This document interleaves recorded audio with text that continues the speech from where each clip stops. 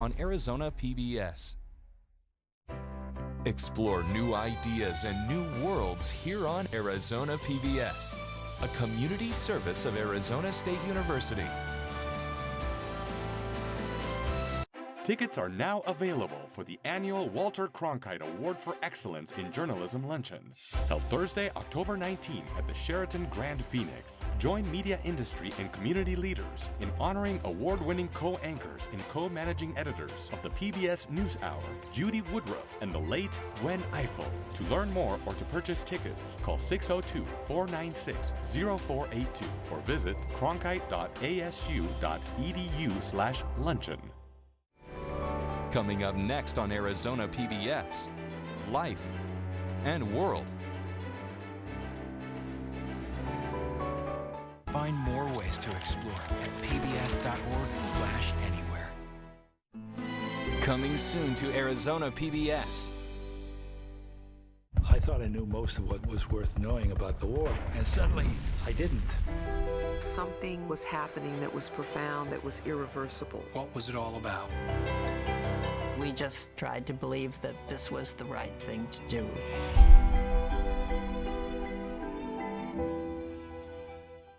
Support for Arizona PBS comes from viewers like you and from Deanne Griebel, now with Moores & Cabot Investments, serving investors since 1890, proudly supports quality programming on 8 Arizona PBS, 480-725-9602.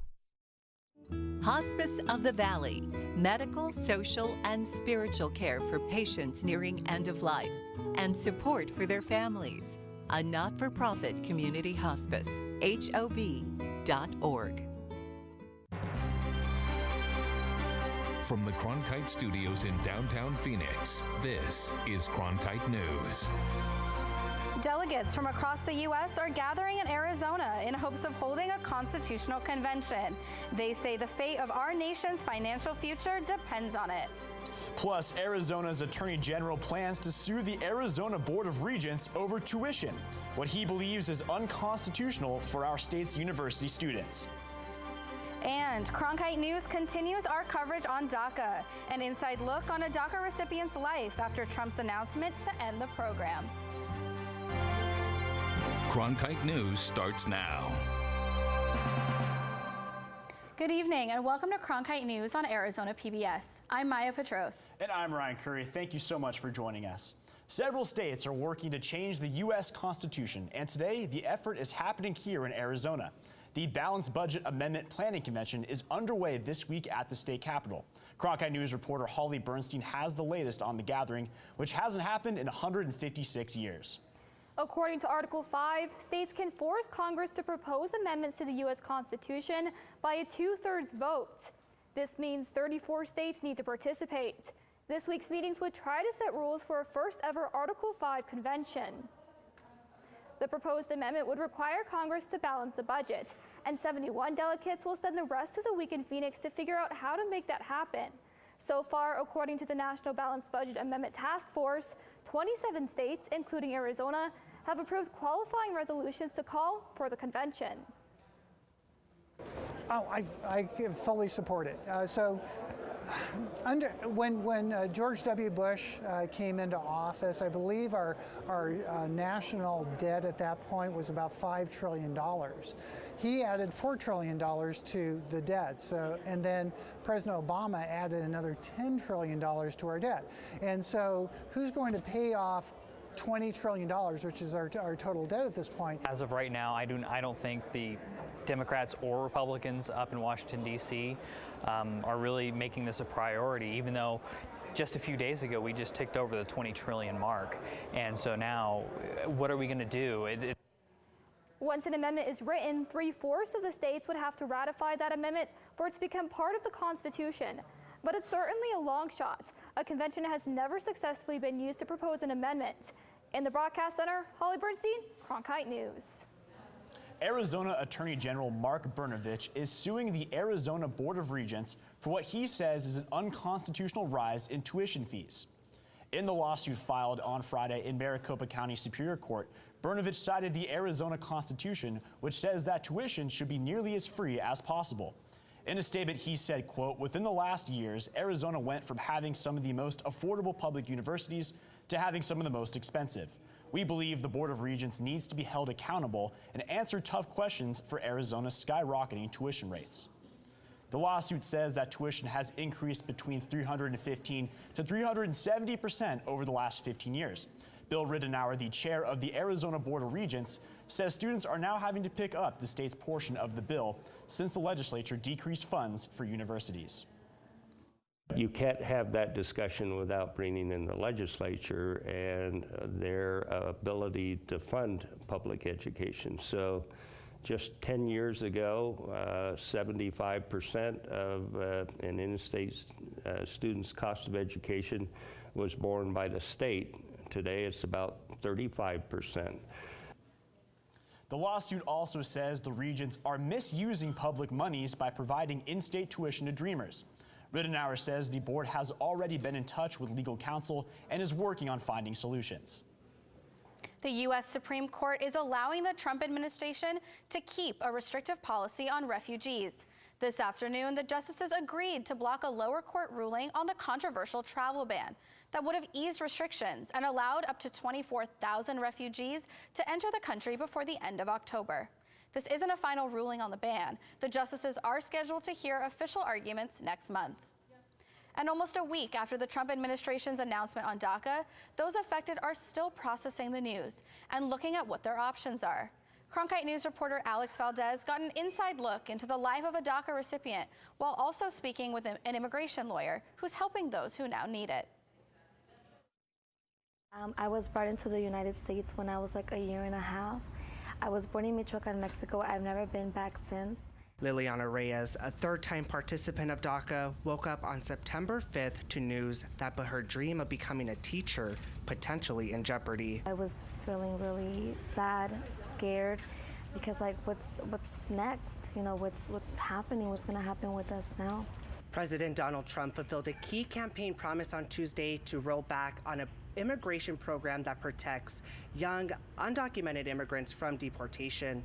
Reyes is just one of 28,000 recipients in Arizona that the administration's decision will affect. I didn't think it was gonna go this far. I knew our president he said we had a place in his heart. The administration is giving participants whose permits expire before March 5th, 2018 until October 5th of this year to reapply. Attorney Phil Ortega at Udall-Shumway is offering free consultations to assist during the application process. According to the numbers we're hearing, there's 211,000 DACA recipients currently that expire before March 5th, 2018 that are in need of renewals in the next month. Reyes says she hopes lawmakers know DACA recipients are not to blame. I'm pretty sure everybody in the world can agree with me that they'll do anything for their children. And I mean, I'm here, I've been here all my life. It's not fair that I should be treated any differently. In Phoenix, Alex Valdez, Cronkite News. Reyes' work permit is set to expire in 2019, and the DACA program is no longer accepting new applications. ASU Center for the Study of Race and Democracy is hosting a DACA workshop tomorrow night, open to students and their families to connect with local attorneys and learn about next steps. Arizona Senator John McCain says a new round of treatment won't keep him from his work in Washington, D.C. McCain was diagnosed with brain cancer over the summer. McCain's office said he had an MRI yesterday at the National Institutes of Health in Maryland, where he is receiving treatment. He will continue with chemotherapy and radiation treatments while working at the U.S. Capitol. Federal agencies that oversee tribal lands, schools, and healthcare continue to suffer from weak leadership, a lack of oversight, and mismanaged resources. Those were the findings of the Government Accountability Office, which added the Bureau of Indian Affairs, the Bureau of Indian Education, and Indian Health Services to its high-risk areas of government most in need of change. The agencies and their ongoing problems will be the focus of a Senate hearing in Washington tomorrow. Count on Cronkite News for coverage. When the Supreme Court takes up a case pitting a cake maker's religious freedom against the rights of a gay couple whose wedding he refused to cater, 3 Arizona lawmakers will be among scores of others siding with the shop's owner. Cronkite News reporter Fraser Allen Best has the story from our Washington bureau. Masterpiece Cake Shop owner Jack Phillips considers his designs to be art and sees efforts to control that art as stifling his expression. He says the Colorado law compelling him to bake the cake is unconstitutional. This goes well beyond, do I get to go back to making wedding cakes? This goes at the core of the very freedoms and fundamental freedoms that we have as Americans, that we all enjoy. Others say those freedoms are not without limits. Sarah Warbelow is the legal director of the Human Rights Campaign, a national advocacy group. Religious freedom, while an important value, shouldn't be used as a license to discriminate against other Americans. Kristen Wagner, the lawyer for Masterpiece, says similar cases to this one are popping up elsewhere. There's a case pending in Arizona right now that's involving this issue, and there's a Phoenix ordinance that threatens Arizonans with jail time if they don't create artistic expression that violates their conscience. That lawsuit was filed by the two Christian owners of the art design studio Brush and Nib. They claim a Phoenix ordinance that would compel them to make decorations for a same-sex wedding is also unconstitutional. In the meantime, Phillips awaits a hearing for his own case. Because I want to live by my faith and continue to live by my faith in everything that I do. In Washington, Fraser Allen Best, Cronkite News. Arizona Congressman Trent Frakes, Paul Gosar, and Andy Biggs joined more than 80 lawmakers siding with Phillips. The Supreme Court has yet to set a date for arguments in the Masterpiece Cake Shop case. Wrong-way driving has been a huge issue here in Arizona. But officials are developing new technology that could help solve the problem. Coming up on Cronkite News, how this tech could make Arizona highways safer. Plus, the Musical.ly app is a popular one among tweens and teens, but some parents are worried about strangers making contact through the app. When a story comes in the morning, we're out the door as fast as we can go. But it's also great to spend more time in communities and produce projects. From the borderlands to the cities, the reservations, and even the state capitol, we want to get to the heart of the matter. When the lights come on in the studio, we know our hard work is about to pay off. We love what we do here at Cronkite News. We're proud to tell the stories of our state. Now, more than ever, it's important to have a trusted news source, and that's Cronkite News. This fall. I'm so excited! What? From the inspiring to the amazing. We're in the presence of history. The compelling. He said, "Welcome home." It was just a powerful moment. To the astounding. I promised myself I wouldn't cry. And from the breathtaking. This is real. A journey to Mars. To the electrifying. We're going to change the world. All this and more. All this fall. Oh my God!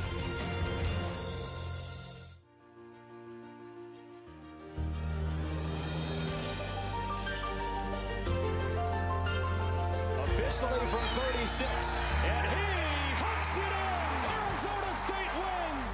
Keeping one deep, and it is caught. Jalen Strong. Do you believe it?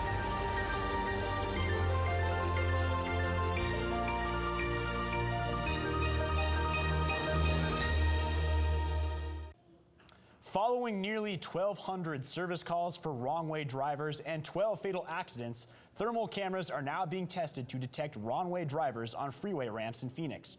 They've already caught 2 violators. In addition to the thermal cameras, some wraps will trigger alerts like illuminated signs with flashing lights and immediately inform other drivers and law enforcement to provide a faster response. A warning tonight to parents about a popular music app. Sydney Eisenberg shows us how a stranger was able to contact a Valley teen through Musical.ly and ask for her personal information. Tommy wants you to talk to him. Ashley is like any other 11-year-old girl. She loves her dogs and talking with her friends on social media. Well, that's why I like it, because all my friends are on it. Her favorite app is Musical.ly. Musical.ly allows users to lip sync to popular songs of today. And this is like people you follow. However, around April of this year, the tune quickly changed when Ashley was messaged by a stranger through the app. The message wasn't specific, you know, he didn't say nude pictures or anything, but she immediately felt like that was inappropriate. And she came to me about it and said some person contacted her asking for pictures, and she said that it was inappropriate and she didn't feel comfortable sending any pictures to this person. She didn't know who he was. Police say that criminals are able to contact their victims either through the computer or through their phone if it is connected to the internet. Any app or website has the potential to be dangerous for our children, whether it be the content that they're viewing or the ability for others to contact their children via that app or website. Ashley and her mom did block the stranger and update Ashley's privacy settings, but parents can still do more to monitor their children. What I tell parents to do is there's 3 things that are extremely important. I think that the parents should communicate with their children, they should monitor their activity, and they need to continuously educate themselves about the newest trends. We, did the right thing by blocking this person, deleting it, and again, I think at that time, maybe our settings weren't at the right where they needed to be, where strangers could still contact her and send her messages. So now we've gone in there and make sure that only people she knows can message her. Even if you have your settings correct, Ashley says there is still one thing you can do to protect yourself. Just ignore it, I guess. If you didn't know how to do all the other stuff, you could just ignore it and don't answer, because then they can't do anything. In Phoenix, Sydney Eisenberg, Cronkite News. Salt cedar trees were planted in Arizona in the 1800s to prevent erosion. But now they pose potential threats to the surrounding community. Coming up on Cronkite News, why these salt cedar trees may be removed after more than 100 years. And we are tracking a cooling trend headed our way. Your full 7-day forecast coming up. Hello from the children of planet Earth. Exploring, it's the lifeblood of the mission. Human beings are a curious bunch. What are we going to see when we get really close? Wow. Just because an idea is crazy, it's not necessarily wrong. We were on our way. You don't get anywhere until you've tested the limits. That carries an intensity you can't imagine. You could hear people just, whoa. Oh my God, absolutely spectacular. It's a rush. We ask a lot of our heroes. We are at a remarkable moment. We're going farther than any exploration ever has.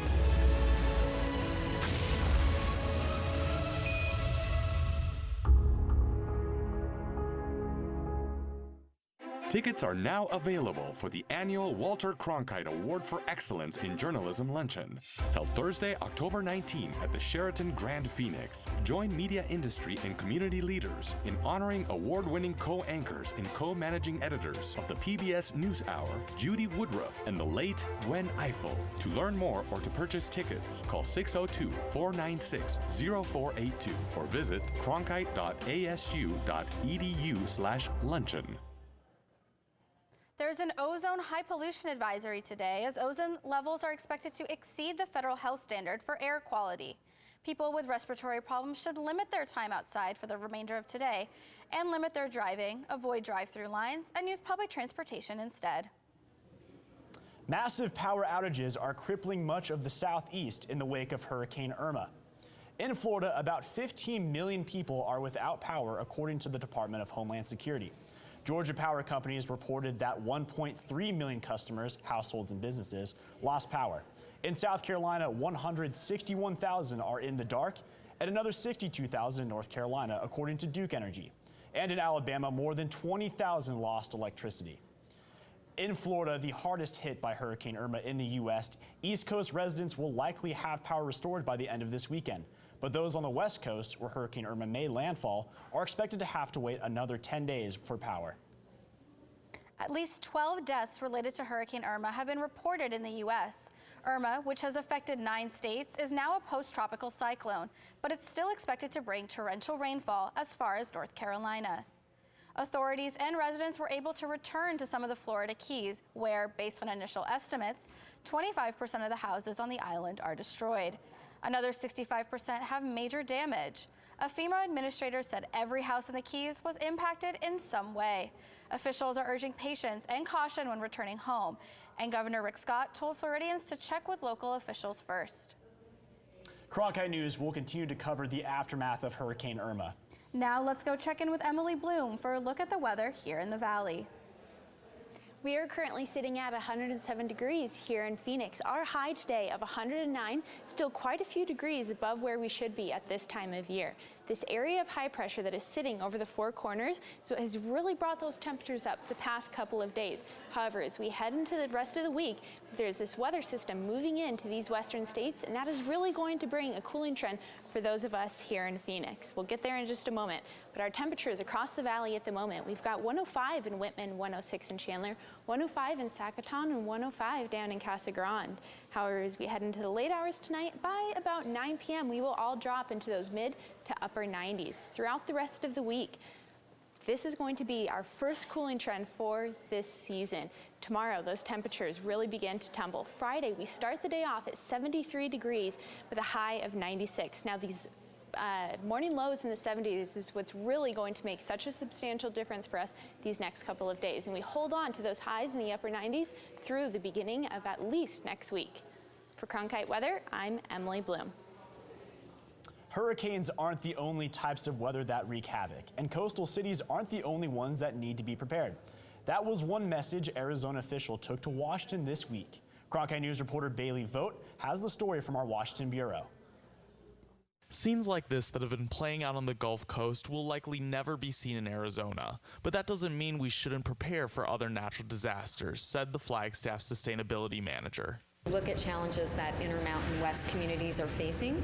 So we're not having conversations only about sea level, which we hear a lot, but we're talking about fire and drought and extreme temperature changes. Nicole Woodman speaks from experience. After an active year of natural disasters in 2010, she headed a disaster resilience program. Woodman was invited to present this successful model at an extreme weather preparedness panel in Washington.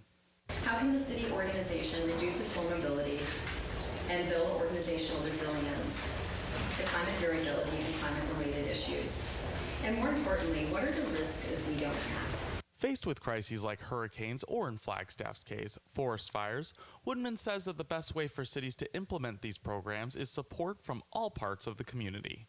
Success is only going to be achieved with our community members involved, our political leaders taking action, and us creating an identity around our actions. Woodman said in the panel that they are seeing increased activity in their weather and need to figure out new solutions to handle it. We have to figure out how to deal with the intensity of our storms. They are getting stronger. We're seeing a lot more flooding, again, seasonal flooding in our community. In Washington, Bailey Vogt, Cronkite News. Salt cedar trees are being removed in the Southwest Valley. Cronkite News reporter Holly Bach shows us how clearing the trees will prevent future flooding of homes and businesses. More than 15,000 acres along the Gila River are filled with salt cedar trees that were originally planted in the late 1800s to help control erosion. Buckeye, Avondale, and the Maricopa County Flood Control District said they are removing the trees because they are extremely flammable and grow in an area that is already prone to flooding. This is a big thing to Buckeye. In the future could be we have floods and fires in the south part of the city, and that's not good. These cedar trees behind me are the ones that the city of Buckeye will potentially be taking down along the Gila River. There's estimated about 200 homes that are in that area that would be at risk in a major flooding event. So there's a high priority to, on the life safety, public safety end of it, a number of different facets to restore the river, clean out the salt cedar, and allow the river to flow again without obstructions and spreading out. Arizona Game and Fish have been working with the cities to replace the trees in the area with cottonwoods and willows. They're also keeping an eye on the creatures that live in these areas. So what we're concerned with really is kind of those threatened and endangered species, and trying to find where we can take a look at with our pilot projects and with some of this more collaborative effort and strategizing where we want to make these pockets of high quality habitat that we want to keep. Wolf Crowder hopes birds like the southwest willow flycatcher and smaller creatures will make the newly planted trees their homes. In Buckeye, Holly Bach, Cronkite News. Watch where you're stepping this month because it's officially the birthing season for snakes. On average, there are more than 300 snake bites reported every year in Arizona. Coming up on Cronkite News, we'll take you to the Phoenix Herpetological Society to show you what you need to know to avoid a venomous bite this season.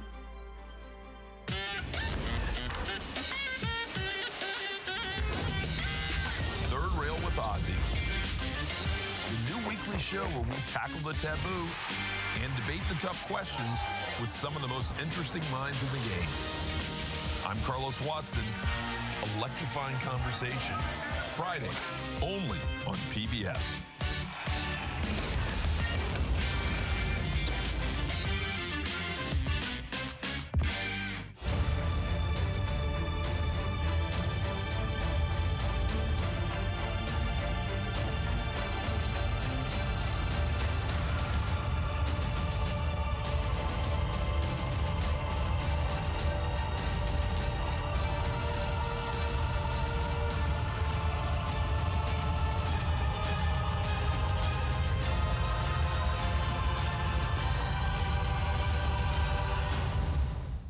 Fridays, it's at Cronkite News, your social sharing connection where you choose the news. Facebook likes and shares, tweets, retweets, and favorites. YouTube views and subscriptions. We're watching you watch us. From our digital home at cronkitenews.azpbs.org to your television, web browser, or mobile device. Find us on Facebook, Twitter, and YouTube. Then join us for at Cronkite News, our weekly refresh, each Friday at 5 on Arizona PBS. This month, snakes may be more aggressive. It's the season when they give birth. Cronkite News reporter Tatum Hubble went to the Phoenix Herpetological Center to learn more about snake behavior. There are 15 venomous types of rattlesnakes and 30 types of non-venomous snakes here in Arizona.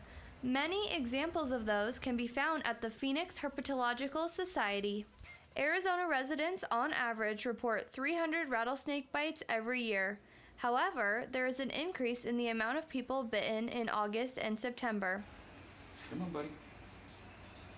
What is that? Yeah, what is that?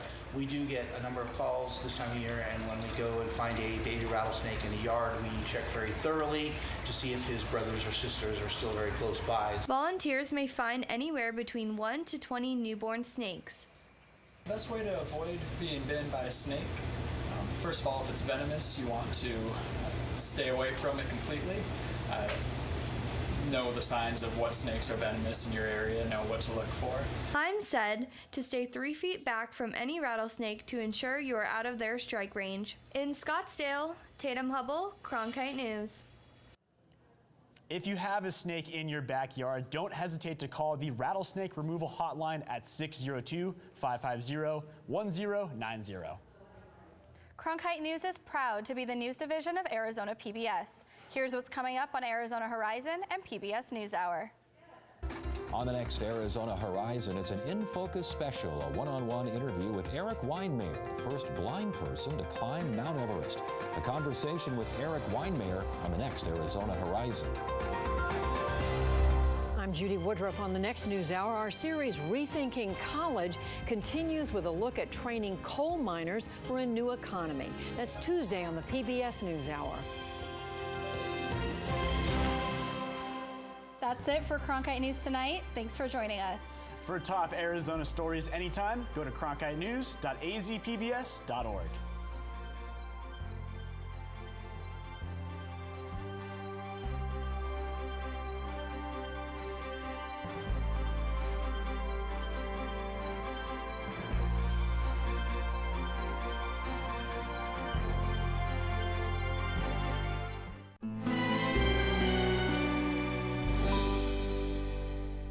That we are part of the cause of financial crisis. Almost laughable. Mortgages were based upon false documentation. Too big to fail turns into small enough to jail, and Abacus is small enough to jail. It's our father's legacy, and he's passed that legacy on to us.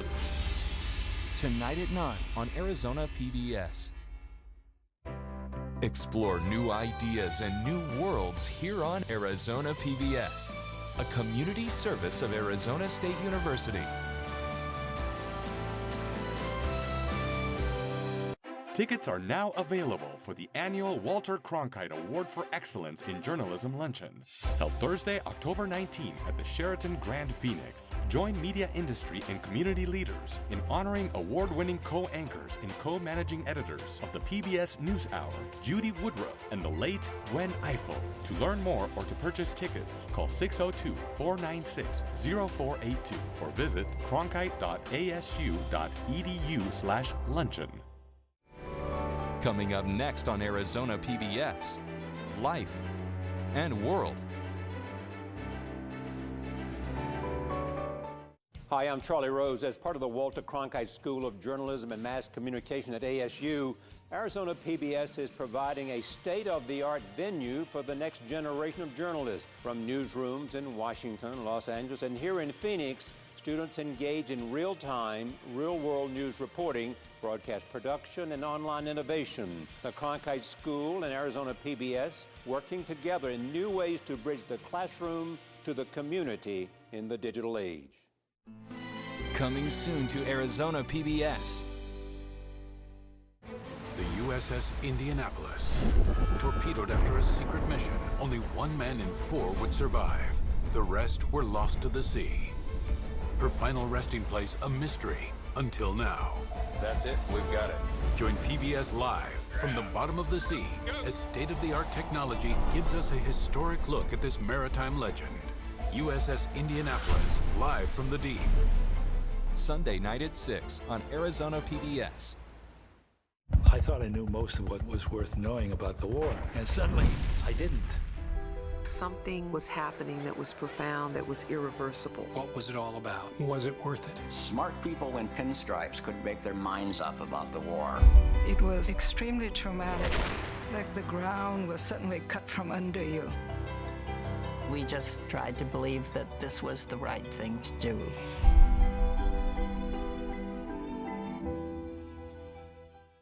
Support for Arizona PBS comes from viewers like you and from Hospice of the Valley, medical, social, and spiritual care for patients nearing end of life, and support for their families. A not-for-profit community hospice, HOV.org.